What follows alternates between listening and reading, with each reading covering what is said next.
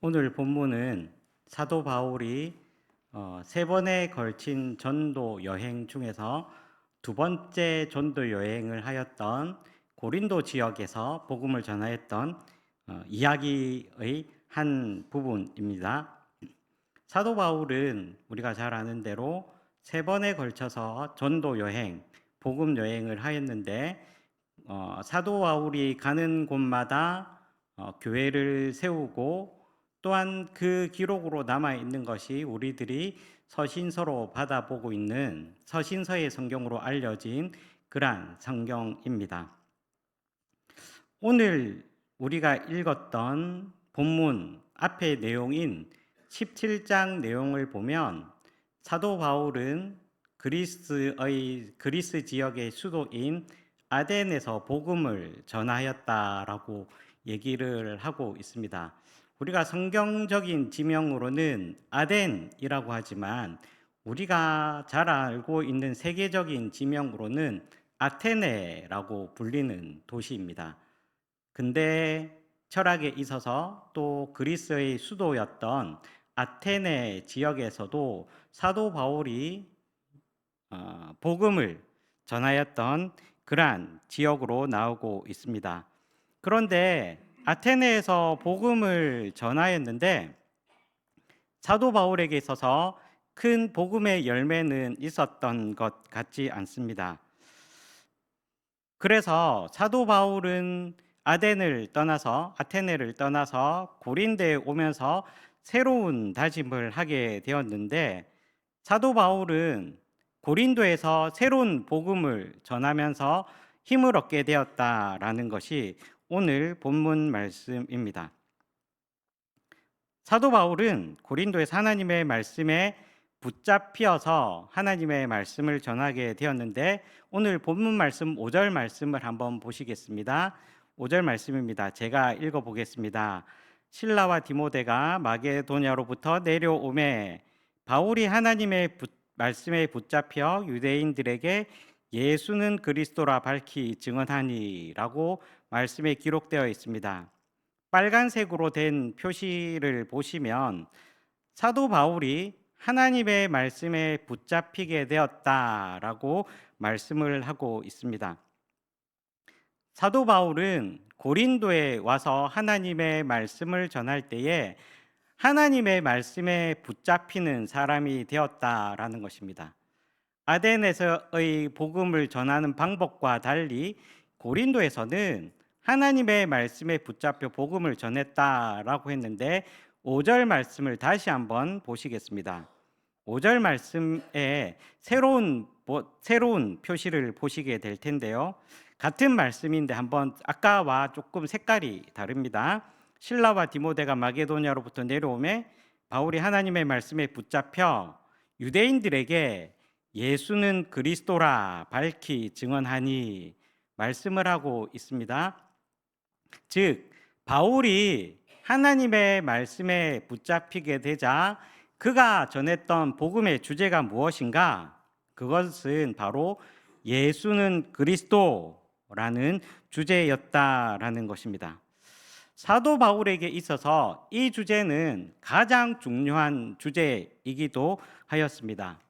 사도 바울이 다메섹으로 가다가 사도행전 9장에서 예수님을 만나게 되는 그러한 장면이 있는데 사도행전 9장에서 예수님을 만나게 된 이후로 사도 바울은 복음을 전하게 되었습니다. 그러면서 영의 눈도 뜨게 되면서 복음을 전하였는데 그가 회심하자마자 바로 복음을 전한 내용이 바로 이것입니다. 사도행전 9장 22절 말씀입니다. 같이 한번 읽어보겠습니다. 사울은 힘을 더 얻어 예수를 그리스도라 증언하여 다메섹에 사는 유대인들을 당혹하게 하니라. 아멘. 사도 바울이 회심하자 말자 전하였던 복음의 주제가 바로 예수님은 그리스도시다라는 이러한 주제였다라는 것입니다. 이 주제는 사도 바울의 전도 여행에 있어서 가장 중요한 주제였다라는 것입니다. 사도 바울은 하나님의 말씀에 붙잡혀서 예수님은 그리스도라고 전하였습니다. 여러분, 우리가 복음을 전할 때에 어떤 것을 전해야 하겠습니까? 어떤 주제로 말씀을 전해야 하겠습니까? 우리가 생각할 수 있는 여러 가지 주제들이 있지만 우리가 가장 중요하게 여기고 가장 기본적으로 여겨야 할 주제는 바로 이 말씀입니다. 예수는 그리스도라는 사실입니다. 우리가 흔히 말씀하기를 예수 그리스도라는 단어를 씁니다. 그러나 이 예수 그리스도라는 이 단어는 늘려서 말하면 예수님은 그리스도이십니다라는 그러한 표현입니다. 이 예수님은 그리스도라는 이 모토가, 사도 바울의 모토가 우리 모두의 모토가 되기를 주님의 이름으로 축원합니다. 여러 가지 살들을 붙이고 여러 가지 이야기들을 할 수 있겠지만 마지막으로 우리가 고백하고 증언해야 될 내용이 바로 예수 그리스도라는 사실입니다. 아무리 중요한 설교를 한다 한들, 아무리 중요한 얘기를 한다 한들 이 얘기가 빠지면 알맹이 없는, 안고 없는 찐빵과 같다라는 사실입니다. 여러분, 이 얘기를 어디서 볼 수 있느냐 하면 사도행전 17장에 나오는 사도 바울의 설교에서 알 수 있습니다.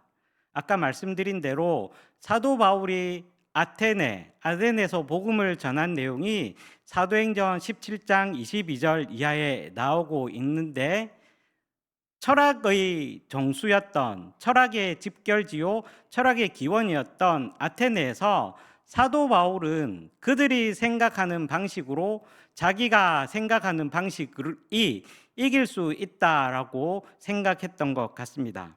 그래서 그들이 생각하고 있는 방식, 철학의 사유의 방식으로 복음을 전하다 보니 사도행전 17장 22절에서 31절까지의 아레오바고에서의 설교를 한번 집에 가서 읽어보시면 희한하게도 예수님이라는 단어가 한 번도 나오지 않고 있습니다.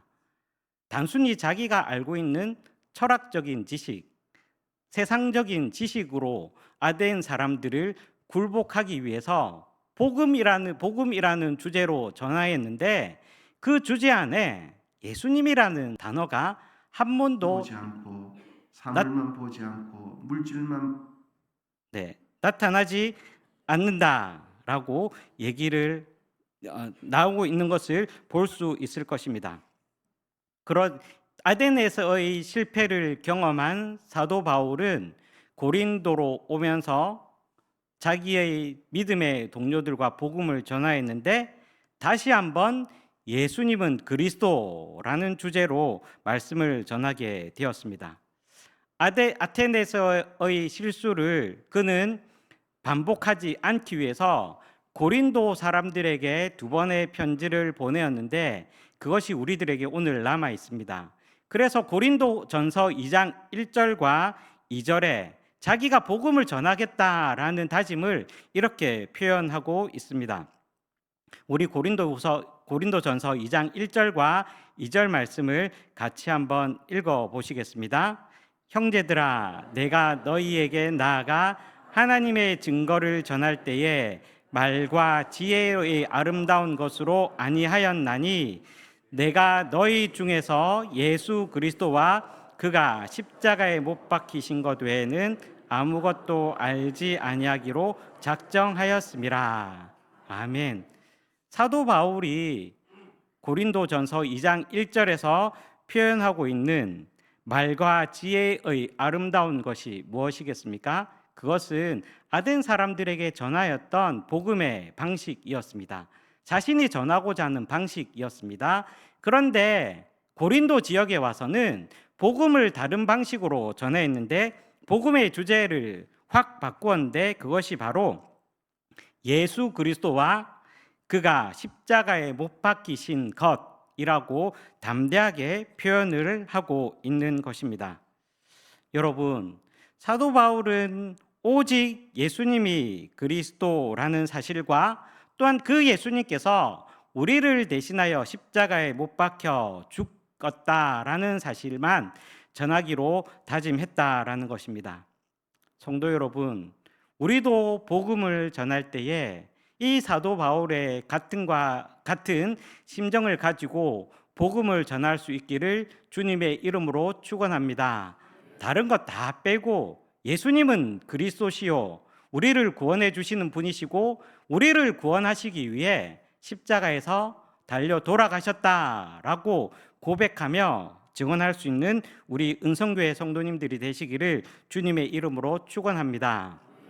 그러면 그리스도라는 뜻이 무엇일까요? 그것은 히브리어로는 메시아라고 하고 우리에게는 구원한다, 구원하시는 분이라고 알려져 있습니다.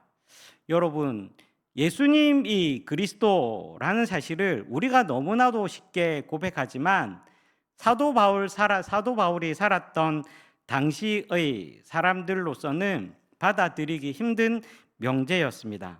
예수님이 누군지도 모르는 사람도 많았을 뿐더러 예수님이 한낱 촌에 있는 목수였으며 또한 십자가에 죽은 사형수다라는 이 사실이 많은 사람들에게는 복음으로 들려지기가 어려웠습니다. 그러나 하나님의 은혜를 받은 사람들에게는 예수님이 한낱 인간에 불과하지만 우리 인간을 구원해 주시기 위해서 오신 하나님이시며 또한 우리 죄를 위해서 돌아가셨다라는 것을 믿음으로 고백하였다라는 것입니다. 예수님을 나의 구세주 그리스도로 고백하는 것이야말로 진정한 신앙이요 믿음이다라는 것입니다. 그렇기에 예수님의 제자들 또 사도 바울 알려지지 않은 초대교회의 성도님들은 다 이렇게 주님을 고백하였고 순교하였다라는 사실입니다. 여러분, 그런데 사도 바울이 고린도에서 예수님이 그리스도라고 복음을 전했을 때에 사람들의 반응이 어떠했는지 한번 보시겠습니다. 6절 말씀입니다. 6절 말씀을 보니 그들이 대적하여 비방하거늘. 사도 바울의 복음의 메시지를 들은 사람들은 사도 바울과 그 무리들을 대적하면서 비방했다라고 얘기를 합니다. 그 비방했던 사람들이 누구냐? 바로 유대인들이었습니다. 사도 바울은 어디에 가든지 간에 그는 유대인이라는 자부심으로 흩어져 있는 유대인들이 살고 있는 회당에 가서 유대인들에게 복음을 먼저 전하였습니다. 고린도에도 마찬가지로 흩어져 있는 디아스포라, 흩어져 있는 유대인들이 많았습니다.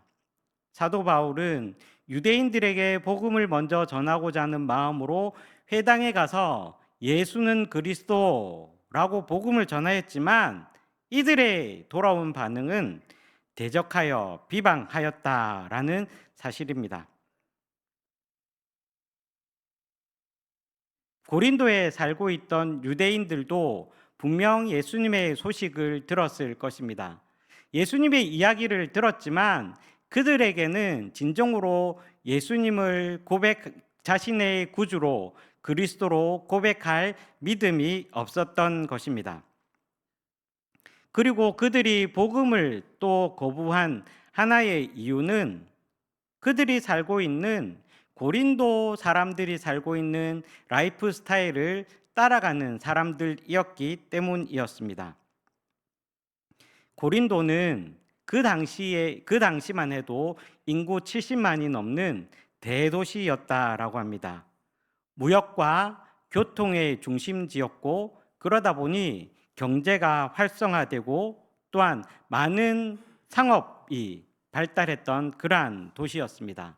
그러므로 그곳에 있는 고린도의 유대인들이 많은 돈을 벌었을 것이고 또 물질을 탐하며 살았을 것입니다. 뿐만 아니라 고린도라는 도시는 음행으로도 유명한 도시였습니다. 우리가 고린도 전후서를 읽어보면 음행에 관한 이야기들을 사도 바울이 경고하고 있는 것을 볼 수 있는데, 고린도에서는 음행이 아주 만연한 일이었습니다. 고린도에도 여러 다른 그리스 도시들과 마찬가지로 아프로디테 신전이라는 곳이 있었는데, 아프로디테라 하면 로마식으로 표현하면 비너스라고 표현을 할 수가 있을 것입니다. 비너스의 신전이라고 한다면 거기에 있는 여러 여자 사제들이 있었지만 말로만 사제들이었고, 그 안에서 하는 사제들이 하는 행동은 창기와 같은 그러한 행동들이었습니다. 바꾸어 말하면 아프로디테 신전에 간다, 비너스 신전에 간다라는 이 말은 바꾸어 말하면 우상 숭배를 하고 난잡한 성행위를 한다라고 하는 그러한 표현과 마찬가지였습니다. 즉 고린도에 살고 있는 유대인들은 하나님이 주신 그러한 율법에 따라 사는 것이 아니라 고린도 사람들이 사는 라이프 스타일에 물들여져서 물질을 탐하고 음욕에 빠진 그러한 삶을 살고 있었다라는 것입니다. 그러기에 사도 바울이 전하였던 예수님은 그리스도라는 복음이 그들에게 들려질 이유가 만무하였습니다. 복음을 거부한 사람들에게 사도 바울이 나타낸 그에 대한 반응은 어떠했습니까? 6절 말씀입니다. 6절 말씀을 다시 한번 읽어보겠습니다. 바울이 옷을 털면서 이르되 너희 피가 너희 머리로 돌아갈 것이요 나는 깨끗하니라. 이후에는 이방인에게로 가리라 하고, 7절 말씀까지 같이 보시겠습니다. 거기서 옮겨 하나님을 경외하는 디도 유스도라 하는 사람의 집에 들어가니 그 집은 회당 옆이라. 아멘. 사도 바울의 반응이 어떠합니까? 옷을 털면서 그곳을 떠났다라고 얘기를 합니다. 그러면서 너희 피가 너희 머리로 돌아갈 것이다 라고 얘기를 하며 이방인에게로 복음을 전하는 것을 볼 수 있습니다. 여러분, 사도 바울이 떠나는 순간 그 유대인의 회당에는 더 이상 복음이 전해지지 않았습니다. 예수님 없는 회당, 아무리 좋고 지어진 회당이다 할지라도 예수님의 말씀이 떠난, 바울이 떠난 회당에는 구원도 있을 수 없다라는 사실입니다. 그러기에 우리는 이 말씀을 보면서 경각심을 가져야 할 것입니다. 우리가 거부하게 되면 구원도 떠나게 된다라는 것입니다. 우리가 순종하지 않고 믿지 않으면 축복은 옮겨가게 된다라는 것입니다. 축복이라는 것, 은혜라는 것, 이것은 결코 특정한 장소, 특정한 사람, 특정한 일에만 일어나는 것이 고정되어 있는 것이 아니라 받아들이는 누구에게든지 전해진다라는 사실입니다. 그러기에 우리가 기독교 역사를 잘 살펴보면 복음을 먼저 받아들였던 유럽에서 또 미국으로, 또 미국에서 아시아와 남미 등으로 복음이 전달되어지는 과정을 우리는 볼 수 있습니다. 하나님의 복음은 머물러 있지 아니하고 받아들이는 쪽으로 옮겨지게 된다라는 사실입니다. 그러기에 요한계시록을 통하여 우리들에게 주시는 경고의 말씀이 있습니다. 요한계시록 2장 5절의 말씀입니다. 같이 한번 함께 목소리를 모아 읽어보시겠습니다. 그러므로 어디서 떨어졌는지를 생각하고 회개하여 처음 행위를 가지라. 만일 그리하지 아니하고 회개하지 아니하면 내가 네게 가서 내 촛대를 그 자리에서 옮기리라. 아멘. 하나님께서 하나님의 말씀에 순종하지 아니하는, 하나님 말씀에 따르지 아니하는, 회개하지 않는 지역에서는 하나님의 축복의 촛대, 은혜의 촛대, 구원의 촛대를 옮긴다라고 우리들에게 경고하고 있습니다. 바꾸어 말하면 우리가 주님의 은혜를, 구원을, 축복을 받아들이기로 결심한다면 그 촛대가 우리에게 옮겨질 줄로 믿습니다. 우리 하나님의 구원의 촛대가 우리 각 개인에게, 가정에게, 우리 구역에게, 우리 교회에 임하게 되는 그러한 놀라운 은혜를 체험하며 살아가는 우리 은성교회 성도님들 되시기를 주님의 이름으로 축복합니다. 예수님의 복음을 전하는 사람에게 주님께서 주시는 복과 격려가 있습니다. 아까 말씀드렸던 것처럼 사도 바울은 아덴에서 한 사람의 회심자도 얻지 못한 채 오히려 논쟁하다가 지고 또한 쫓기듯이 고린도에 오게 되었습니다. 그런데 그가 하나님의 말씀에 붙잡혀 예수는 그리스도라고 담대하게 복음을 전하게 되자 하나님께서는 환상 중에 바울에게 이렇게 격려해 주셨는데 우리 9절과 10절 말씀입니다. 우리 본문 말씀 9절과 10절 말씀을 함께 읽어 보시겠습니다. 환상 가운데 바울에게 말씀하시되 두려워하지 말며 침묵하지 말고 말하라.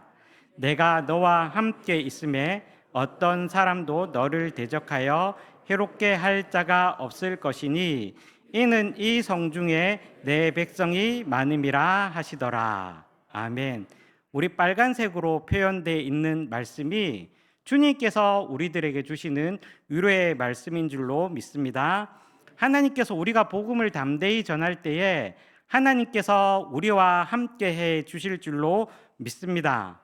뿐만 아니라 우리가 복음을 전할 때에 외롭지 아니하도록 이 성중에 내 백성이 많다라고 말씀하신 것처럼 우리만 혼자 복음을 전하는 것이 아니라 우리 가족만 복음을 전하는 것이 아니라 우리 공동체가 하나님의 복음을 전함으로 말미암아서 우리 옆에 있는 믿음의 동지들, 믿음의 친구들이 많다라는 이 사실에 위로를 얻을 수 있는 우리 은성교회 성도님들이 되시기를 주님의 이름으로 축복합니다. 말씀을 정리해 보겠습니다. 하나님의 말씀에 붙잡히는 우리 은성교회 성도님들이 되시기를 주님의 이름으로 축복합니다. 내 생각이 아니라 내 경험이 아니라 하나님의 말씀에 붙잡히게 될 때에 예수는 그리스도라고 담대히 전할 줄로 믿습니다. 그렇게 될 때에 주님께서는 우리와 함께 해 주시고 또한 우리에게 믿음의 동지들을 붙여 주실 줄로 믿습니다. 오늘 우리 이 말씀을 통해서 하나님의 복음을 담대히 전하며 살아가는 귀하고 복된 삶을 사시기를 주님의 이름으로 축원합니다. 같이 기도하겠습니다.